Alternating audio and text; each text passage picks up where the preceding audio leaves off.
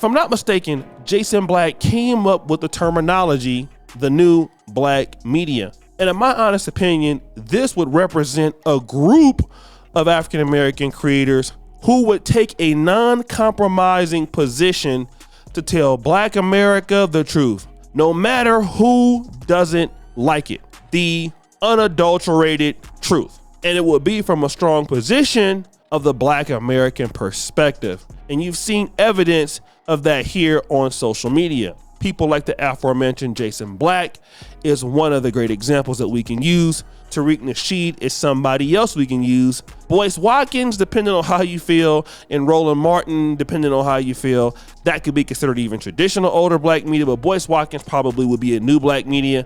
But one of the people that we definitely would say is in the new black media is somebody like Corey Holcomb. Now, for those of you who know me, I love Corey Holcomb. Corey Holcomb also represents another part of the new black media, which means complete ownership of all of what you do. From your own way of doing things. You're doing things exclusively from the Black American community, and you're building your process from the African American community, and you're unapologetic about it. You want to own your entire value chain from the top to the bottom, and you see similar people doing the same thing for many years. Jason Vlad does that. Tariq Nasheed does that, and Corey Holcomb does that. And the reason why I mention these three names is because the new black media must be owned by black people. It can't be like BET and get sold to Viacom. It must all be owned by the African American community. And one of the problems that we have in black business is that we don't even feel it's necessary to be an owner. But that's not the position that Corey Holcomb has taken. He owns everything in what he does. Now, let's kind of get to the opposite side of the tape. You have other people who have seen the opportunity in Black American media, and they also want to get in the game. You would talk about people such as Just Pearly Things at one point. You would say Adam 22, but nobody has grifted the African American content space like DJ Vlad. So much so that DJ Vlad feels comfortable in telling black people they don't deserve reparations, while also maintaining his position as a devout European Jew. And this is where the issue with Corey Holcomb comes into play. DJ Vlad calls Corey Holcomb a liar recently, according to the last 5150 podcast. But why is that so? Let me go ahead and play a clip of why that's the case. Culture vulture extremist. DJ Vlad. At it again, what did he do? Calling me a liar all on the internet. Wait, what? Did I miss that? It's crazy, man. DJ Vlad, why you want some smoke with me, man? Y'all need some boost for y'all show, man. That's what I think be happening, man. But Vlad tried to make it seem like I'm thirsty for some money or something like that. What I told Vlad and what everybody who I think who goes on Vlad's show, I said, Vlad, I'm not coming on your show. If you want to produce a video together, we could chop up the money. I would do that. I think everybody who go on Vlad needs to tell Vlad, listen, if you want to produce a video, we could chop it up.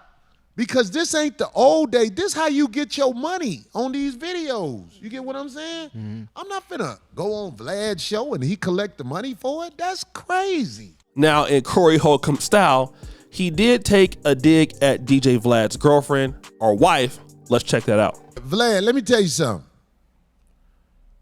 I done found a picture that I'm just gonna tease you a little bit right now with this picture because I ain't ready to go at you. I'm not even mad at you, Vlad. I know you want some attention, but that's Vlad girl from what I heard. Oh shit.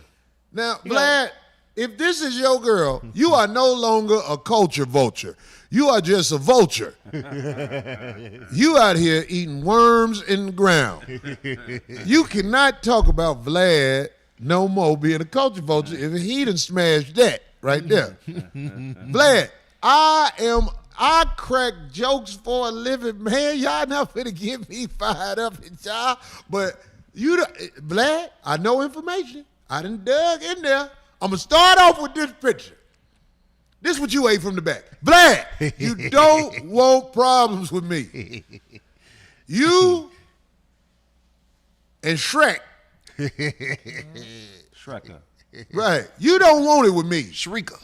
Let me get back to the initial point. Corey Holcomb is standing up not only for himself, but for black business. He's telling DJ Vlad, listen, if you want to talk to me, because I'm Corey Holcomb, I've been a comedian, and I've been doing things in the black community, in the comedy circuit for many years. We're gonna split the money. I'm not gonna just go over to your podcast and get you some money. No, you can come over to my podcast and then I can come over to your podcast. But because DJ Vlad has so much entitlement toward the black community, he feels that, Corey Holcomb should do it for free. And he should get nothing out of it, as if, you should be glad to come to my platform. When if you look at Corey Holcomb's numbers, Corey Holcomb by himself, he doesn't even need to put anybody on there. I'm on this show last night, I'm in the live stream.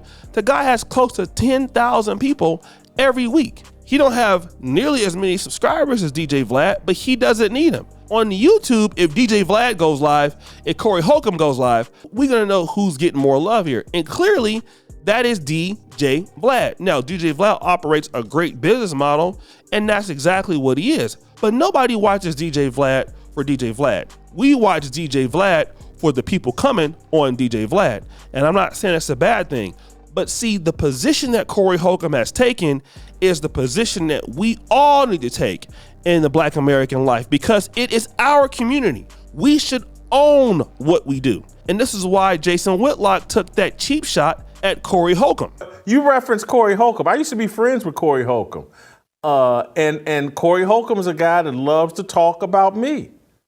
I don't pay attention to it. He says a lot of ignorant things about me.